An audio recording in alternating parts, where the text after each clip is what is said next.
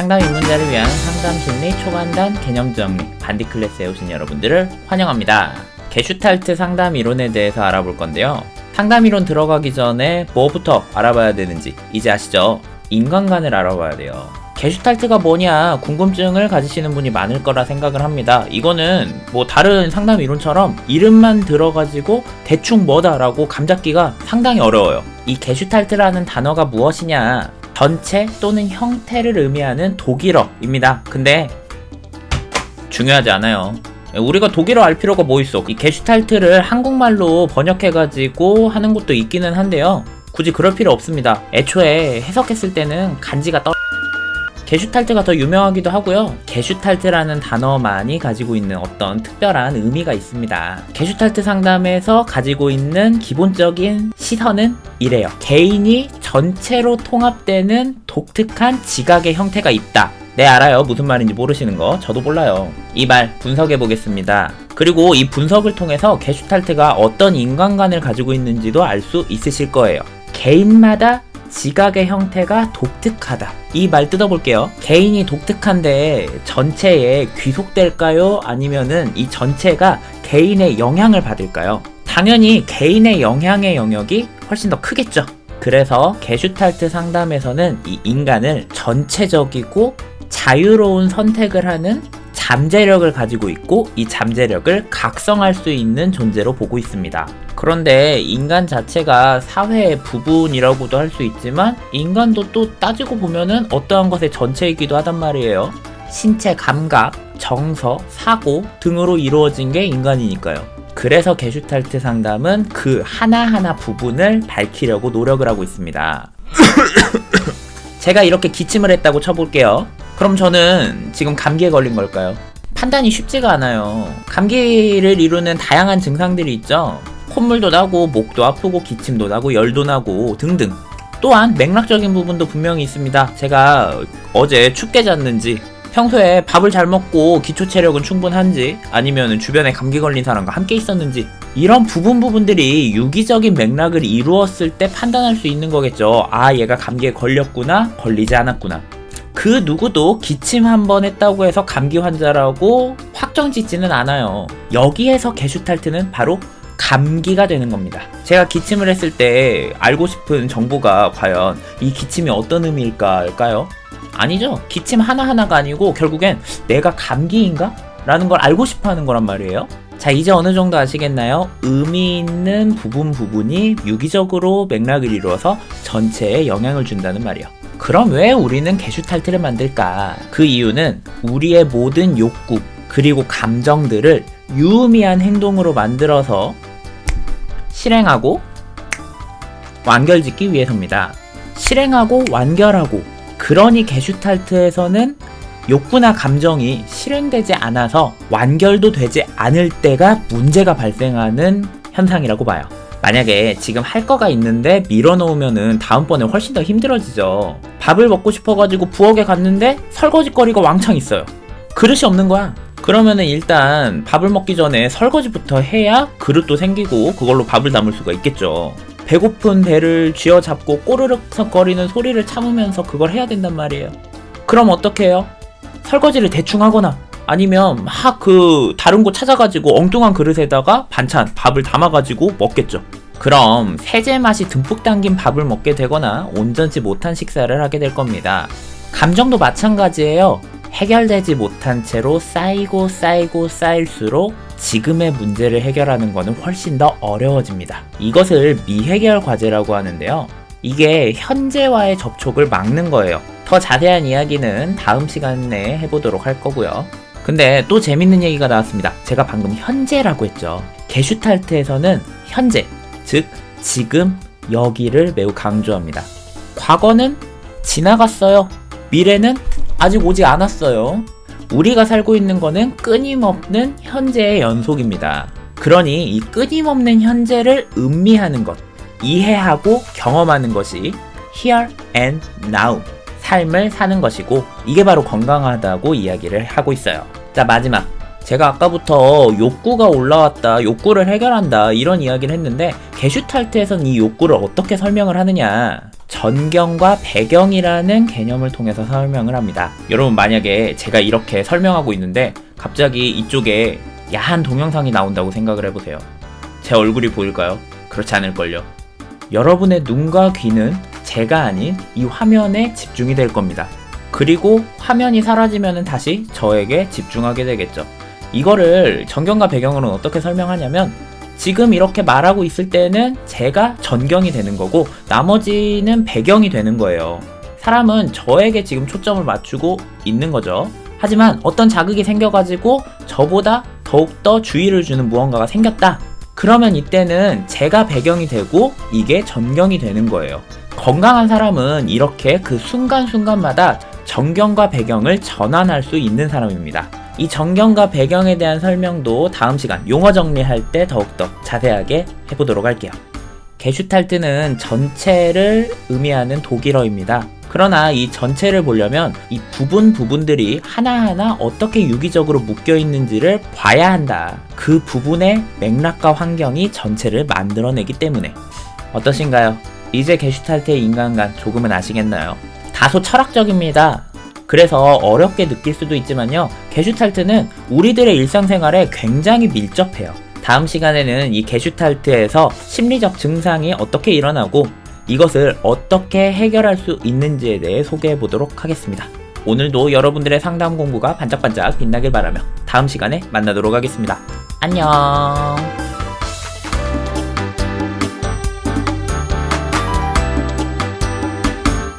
상담의 문제를 위한 초간단 상담심리 개념 정리 반디클래스에 오신 여러분들을 환영합니다.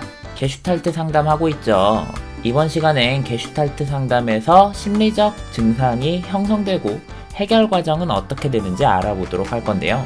어떤 이론이든지 건강한 성격이 무엇인지를 알면 심리적인 증상이 왜 일어나는지도 알 수 있습니다. 그 반대로 생각하면 될 테니까요. 게슈탈트 인간관 뭐라고 했죠? 과거에 얽매이지 않고 현재의 환경 속에서 자신의 행동을 자유롭게 선택할 수 있는 존재라고 했죠. 그럼 심리적 증상이 있는 인간은 어떻게 해야 될까요? 일단 과거에 얽매여야겠네요. 그리고 환경에 의해 자기 행동이 휩쓸리는 사람이어야 될 거예요. 게슈탈트 상담을 만든 펄스는 성격의 발달을 환경 의존에서 자기 의존으로 변화해 나가는 거라고 했습니다. 태어나기 전을 생각을 해보세요. 전적으로 환경에 의존해야 되죠. 태아에게 있는 환경은 어머니의 자궁 속이에요. 거기서 뭘 하겠어요? 그냥 주는 영양분 받고 쏙쏙 자라면 되는 거지. 근데 이제 태어났습니다. 태어나자마자 하는 거 톡톡 숨 쉬는 거죠.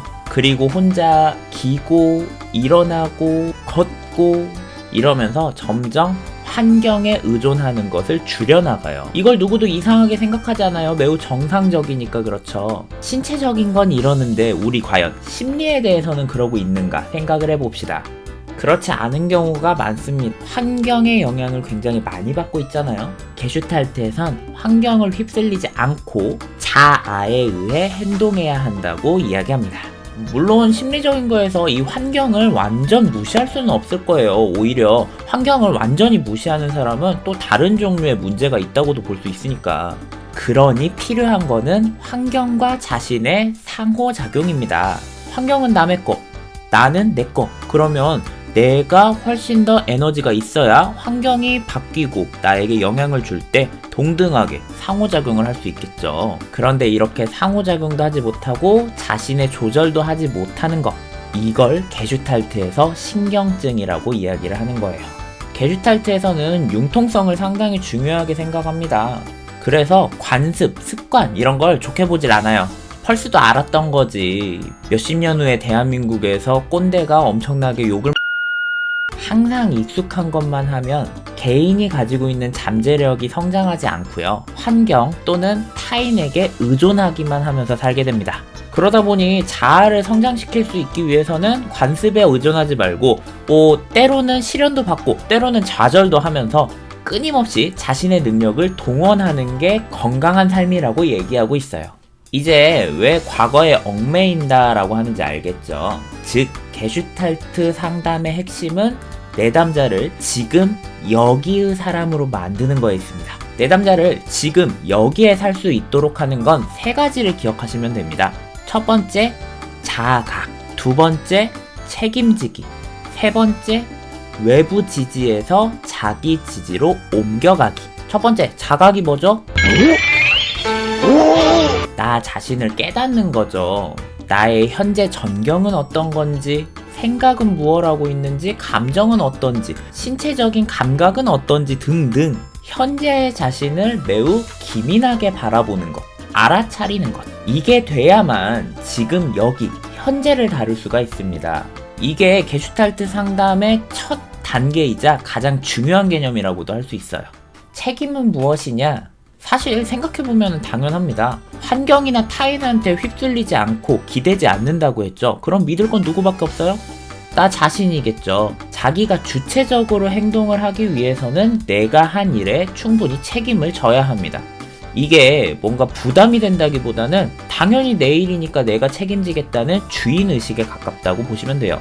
그러니 자각을 또렷하게 한 상태에서 책임도 확실히 하고 있다면 매 순간순간 관습에 의존하지 않고 자신의 잠재력을 실현하기 위해 신선하게 살아가는 것이 가능하다면 게슈탈트 상담에서는 이 내담자의 문제가 해결되었다라고 할 수 있겠죠. 좋은 말인 것 같기는 한데 어떻게 해야 될지는 진짜 모르겠단 말이에요. 게슈탈트 상담에서는 상담자의 역할도 매우 중요해요. 다음 시간에는 상담자가 내담자한테 어떤 역할로 있으면 되는지, 그리고 미처 아직까지 다루지 못했던 게슈탈트의 용어들을 정리해 보도록 하겠습니다.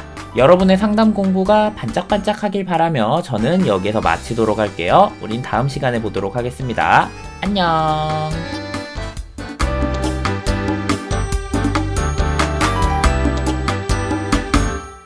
상담 입문자를 위한 상담심리 초간단 개념 정리 반디 클래스에 오신 여러분들을 환영합니다. 이번 시간에는 게슈탈트 상담에서 상담자의 역할이 무엇인지, 그리고 미처 다루지 못한 게슈탈트 상담의 주요 용어에 대해 알아보도록 하겠습니다. 게슈탈트 상담의 세 가지 키워드부터 알아보고 가실까요?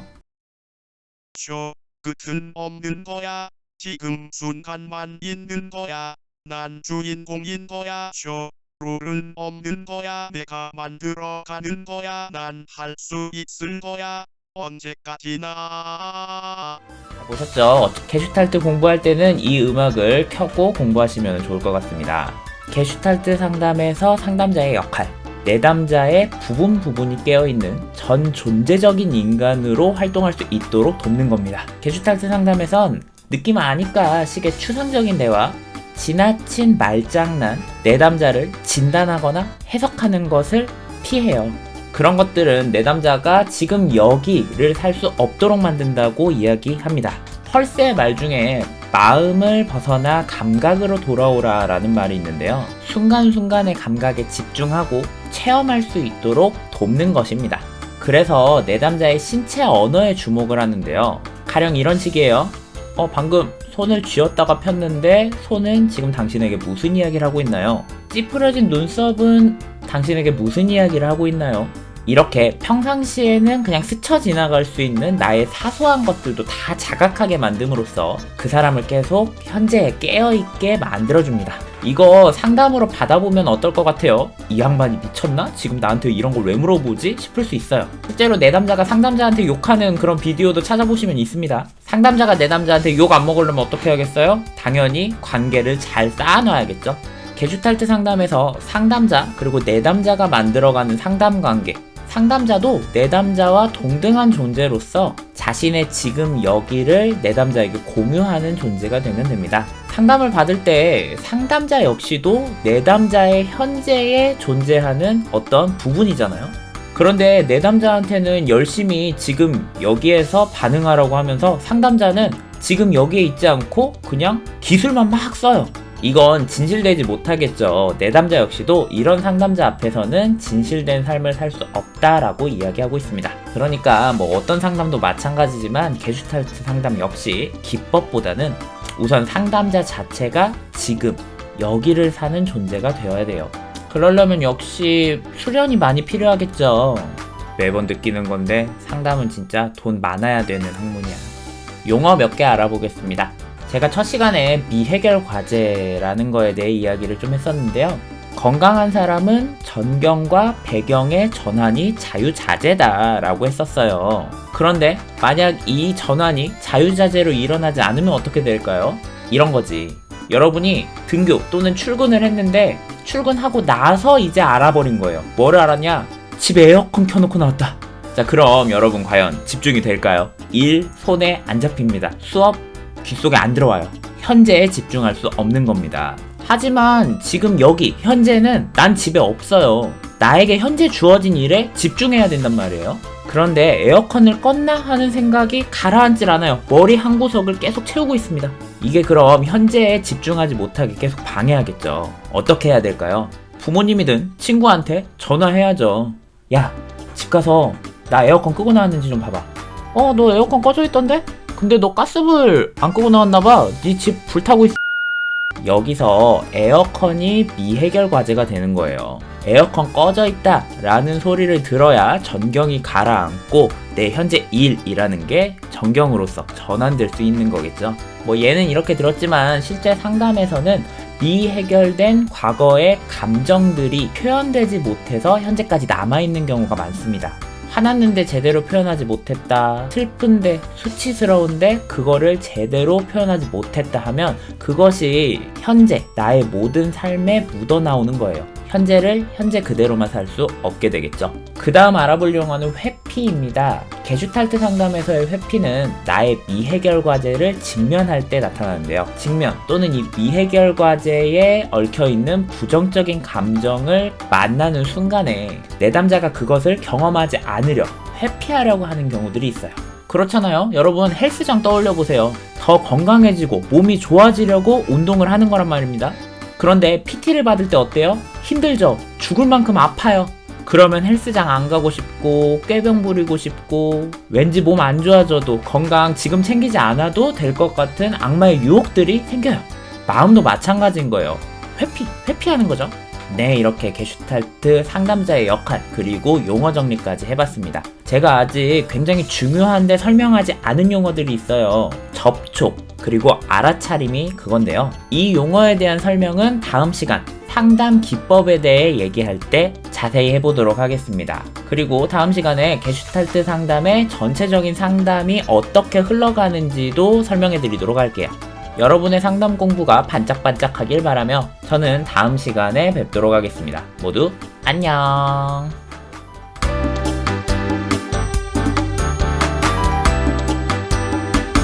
상담 입문자를 위한 상담 심리 초간단 개념 정리 반디 클래스에 오신 여러분들을 환영합니다.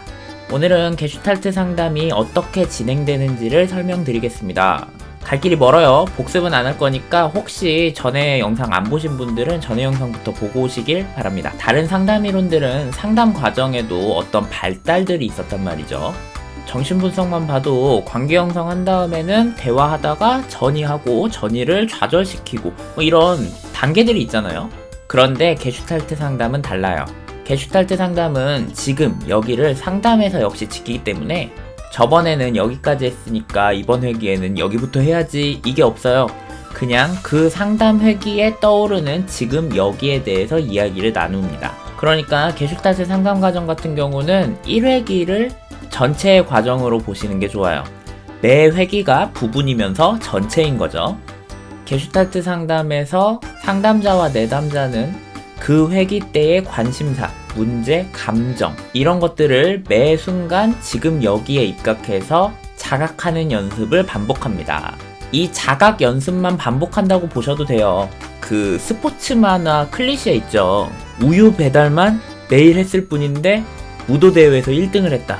왼손 잼만 연습했을 뿐인데 신인왕이 되었다. 이런 것들이요. 지금 여기에 사는 연습만 한다면 모든 일에서 적응이 가능하다고 보는 것. 어때요? 심플하죠? 대신 이 심플함 속에서 회기를 반복해 나갈수록 내담자도 성숙해 나갈 겁니다. 그 성숙에 따라 단계는 나눠져 있기는 해요. 자연스럽게 발달, 조절, 동화라는 자아통합 3단계를 거치는데요. 발달 단계는 상담 초기에요. 미해결 과제도 덕지덕지 묻어있고 지금 여기를 자각하는 것도 힘들겠죠. 그러니 자기의 문제나 상황을 새롭게 볼 수 있는 시각을 얻어가는 단계입니다. 조절 단계에선 이렇게 얻게 된 새로운 시각을 배우고 다른 행동들도 넓혀가며 선택을 할 수 있도록 해요. 마지막 동화 단계에서는 이 새롭게 얻은 거를 시도도 해보고 내가 주체자가 되어서 환경을 새롭게 변화시켜 나가는 것까지 해봅니다. 제가 전공으로 하고 있는 심리극도 게슈탈트 상담에 지대한 영향을 받았다고 할 수 있습니다. 근데 여기서 중요한 개념을 하나 짚고 넘어가야 됩니다. 내담자의 자각을 돕는다는 이야기를 계속 했는데 이 자각도 세부적으로 나눠보면은 여러 가지가 있어요. 그 여러 단계에서 나오는 개념, 알아차림, 그리고 접촉입니다. 어떤 자극이 있다고 해볼게요. 근데 내가 이 자극을 몰라. 알아차리지를 못한 거예요. 그래서 이게 계속 남아서 주인님 저 좀 봐주세요 이러면서 일상생활에서 계속 콕콕 찔러대요. 이게 뭐죠? 미해결 과제죠. 이때 이 자극을 딱 알아채고 미해결 과제가 해결될 때까지 그 옆에 싹 하고 남아있는 거, 머물러주는 거, 이것이 돼야 게슈탈트가 제대로 형성이 될 수 있겠죠. 이걸 바로 알아차림이라고 합니다. 그럼 접촉은 무엇이냐? 이렇게 형성된 게슈탈트를 행동으로써 해소시키는 것을 이야기를 합니다. 뭔 말인지 모르겠죠? 간단히 우리 마음이 돌아가는 회로를 생각을 해보세요. 전경 하나가 등장을 해요. 알아차림이 소리칩니다. 전경 떴어요! 그러면은 접촉이 이제 가요. 아이고, 전경이 오셨습니까? 뭐 해드릴까요? 이렇게 행동하고 안녕히 가세요 하면서 돌려보냅니다. 그 다음에 새로운 전경이 등장을 합니다. 알아차림이 다시 소리를 치는 거죠. 의경 떴어! 손님은 왔는데 알아차림이 알리지 않으면 어떻게 될까요? 손님으로 온 전경은 멀뚱멀뚱 서 있다가 어딘가에 쭈그려 앉아가지고 기다리겠죠? 이게 미해결 과제가 되는 거예요. 만약에 알아차림이 잘못 알리면 그때는 엉뚱한 손님 멱살 끌고 와가지고 헛짓하는 거겠죠. 이건 안 하느니만 못한 부작용이 생기는 겁니다. 만약에 알아차림이 소리는 쳤는데 접촉이 못 들었어. 멍 때리고 있다가 뭔 소리 나니까 엄마가 야 접촉아 너 가가지고 손님 받아와라 이래가지고 아 귀찮은데 누구야 하면서 그 손님 정체도 모르고 어기너기 가가지고는 아유 오셨어요 이러면서 그냥 대충 한다고 해봐요. 손님이 불만족스럽겠죠. 그러면 접촉이 행동은 했지만 자발적이지 못했기 때문에 접촉의 접대 실력이 늘지 않을 거예요. 능동적인 레벨업이 불가능하다는 거죠. 그림 그려지시나요? 네, 다음은 게슈탈트 마지막 시간입니다. 게슈탈트 상담의 상담 기법 소개, 그리고 게슈탈트가 어떤 공헌점, 어떤 비판점이 있는지를 소개해드리도록 하겠습니다. 여러분의 상담 공부가 반짝반짝하길 바라며 저는 다음 시간에 뵙도록 하겠습니다. 안녕.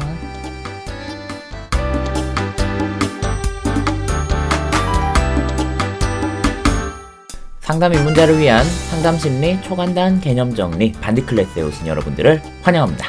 오늘은 상담 기법을 소개해드리고 게슈탈트 상담의 공헌점과 비판점도 알아보도록 하겠습니다. 게슈탈트 상담에서는 현재 상황에서 어떤 욕구를 가지고 있는지, 체험하는 감정은 무엇인지 자각하는 게 무엇보다 중요합니다. 그래서 상담 기법에서도 다양한 요소들에 집중하고 자각할 수 있도록 돕는데요. 첫 번째, 욕구와 감정을 자각하는 겁니다. 이걸 돕기 위해서는 지금 어떤 느낌인가요? 생각을 멈추고 현재 느낌에 집중해보세요 등의 질문을 하게 됩니다. 두 번째, 신체 자각 역시 필요합니다. 저번에 얘기했었죠? 손은 무슨 이야기를 하나요? 귀는 무슨 얘기를 하나요? 이런 것들 물어본다고요. 환경 자각도 있습니다. 내 주위의 환경이 어떤지, 내게 어떤 영향을 주고 있는지, 그게 나에게 어떤 내용으로 체험되는지 등등 자기와 환경을 명확하게 하는 과정에서 자신과 환경을 확실하게 변별할 수 있는 그런 걸 돕는 기법입니다. 언어 자각 연습도 있습니다. 이거는 책임과 관련되어 있는 건데요.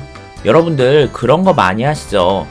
기분이 좋을 때, 저는 좋은 것 같아요. 아픈 것 같아요. 힘든 것 같아요. 이렇게 것 같아요 라는 거를 많이 쓰죠. 근데 이런 말에는 책임 소재가 불분명해요. 내가 좋으면 좋다, 싫으면 싫다 라고 확실하게 이야기를 함으로써 모든 감정을 나의 책임으로 받아들이는 거, 이거를 연습하는 게 언어 자각이라고 보시면 됩니다.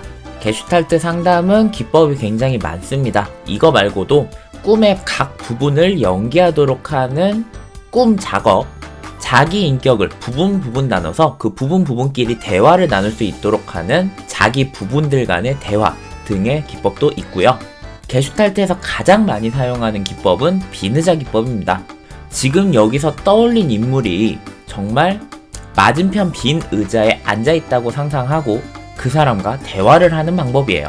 그냥 눈을 감고 생각하는 거에 그치지 않고 직접 이야기를 하는 활동이기 때문에 상호작용적이고 내 감정을 명확하게 할 수도 있습니다. 잠시 화면을 멈추고 이 빈 의자에 어떤 인물이 있다고 생각을 해보세요.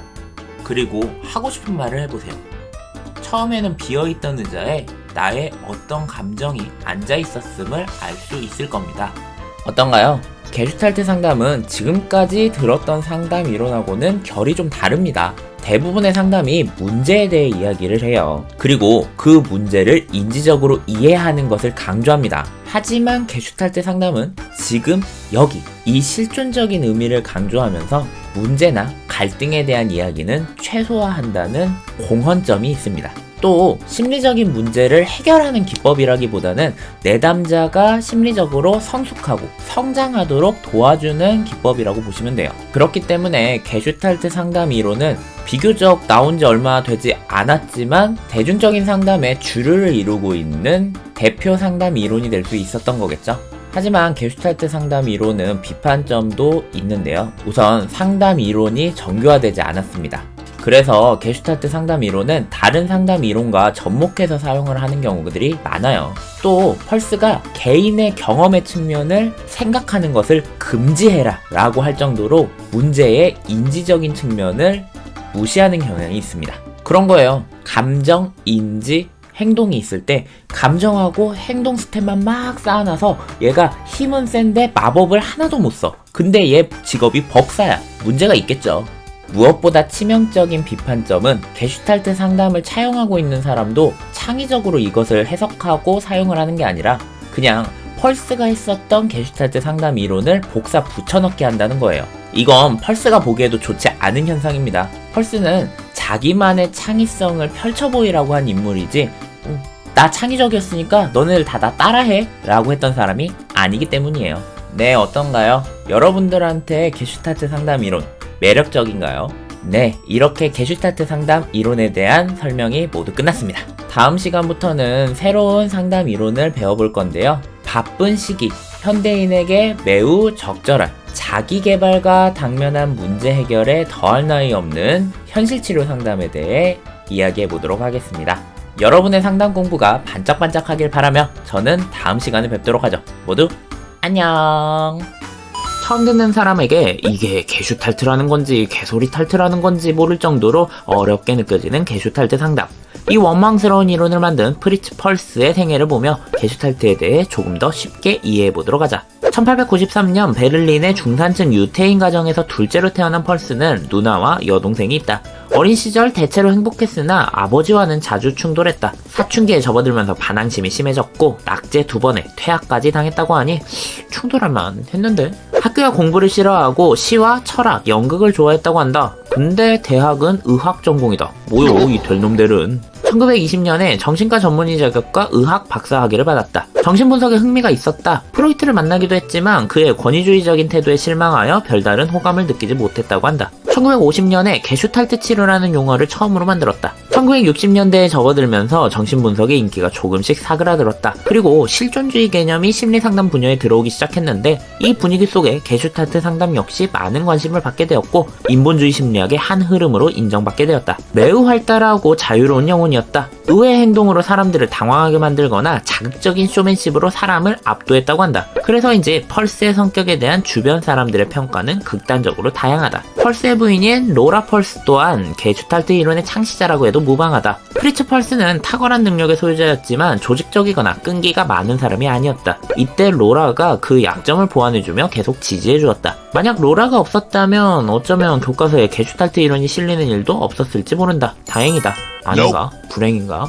펄스가 반골 기질이 있었던 것처럼 게슈탈트 상담도 고전적 정신분석이 가지고 있는 경직성에 대한 반발로 시작했다고 보면 된다. 내담자의 전이관계를 중요하게 여겼던 정신분석과 달리 펄스는 내담자가 이미 알고 있는 것, 그리고 알아차림을 통해 알 수 있는 것을 강조했다. 펄스의 게슈탈트 상담 시연은 연극적이고 카타르시스를 자극하였다고 한다. 그 강렬함에 감동받는 사람도 있었지만 치고 빠지는 치료 혹은 쾅쾅쾅 치료라고 비판하는 사람도 있었다. 현대의 게슈탈트 치료는 치료자와 내담자의 관계와 대화를 강조하는 데에 반해 펄스의 상담은 직면과 연극적인 요소를 강조한다. 그래서 현대 게슈탈트 보다가 펄스의 상담 시연을 보면 저 사람 왜 저래? 하며 당황할 수도 있다. 그러니 현대 게슈탈트는 프리츠 펄스보다 로라 펄스의 영향에 더 가깝다고 볼 수 있다. 인간 중심 상담의 로저스와 마찬가지로 골드스타인의 유기체 이론에 많은 영향을 받았다. 펄스는 내담자의 의존적인 모습이나 회피 행동을 받아주지 않았다. 자립적으로 무언가 해나갈 때 격려해주고 직면하도록 한다는 면에서 내담자를 강하게 키우는 쪽에 가깝다. 1970년 77세에 심장마비로 사망하였다. 창의적이고 도전적인 현장에서 살아 숨쉬는 이론으로 지금까지 많은 전문가에게 사랑받고 있는 이론을 만든 펄스 부부. 성격 차이가 다분했지만 다른 점을 지적하기보다 서로 보완하며 대단한 업적을 남긴 두 사람을 보면 1+1이 2 이상의 시너지를 낼 수 있다는 희망을 증명한 것 같다는 말을 끝으로 펄스 부부 인물 소개를 마치도록 하겠다. 그럼 모두 반짝반짝한 상담 되세요.